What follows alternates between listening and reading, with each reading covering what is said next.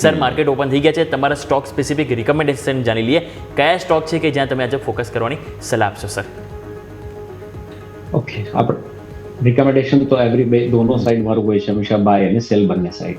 એના પહેલા આપણે વાત કરી લઈએ કે લાસ્ટ સેશનમાં આપણે શું વાત કરી. લાસ્ટ સેશનની અંદર આપણે એક કોફોર સ્ટોક આપ્યો હતો 1950 થી 1840 સુધી જઈ આવ્યો. પછી આપણે ગ્લેનમાર્ક ફાર્મા આપેલો હતો, એ પણ થઈ ગયો. એટલે જે બી સ્ટોક છે, ડીએલએફ આપ્યો હતો કે ડીએલએફ નીચે જાય તો તમે બાય કરી શકો, એ બી આપણા લગભગ ઓલમોસ્ટ આપણા જે દર્શકો માટે વાત છે કે આ બધા જ ટાર્ગેટો થઈ ગયા છે.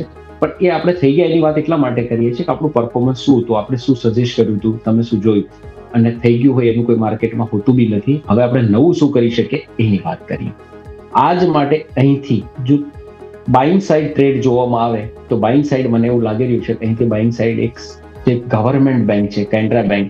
કેનરા બેંકની અંદર અગેન લાસ્ટ ટાઈમ આપણે પીક કરી હતી 112 118 સુધી જઈ રહી, પાછી 112 111 ના લેવલ ઉપર ચાલી રહી. 109 નું ટોપ લોસ થી આ સ્ટોક્સમાં 114 116 સુધીના લેવલ તમને જોવા મળી શકે છે. જ્યારે ડાઉન સાઇડ ટ્રેડની વાત કરીએ તો અહીંથી ડાઉન સાઇડ જે મને બ્રેકડાઉન દેખાઈ રહી છે એ લોરસ લેબમાં દેખાઈ રહી. 830 રૂપિયાની આજુબાજુ ફ્યુચરમાં ટ્રેડ કરી રહ્યો છે.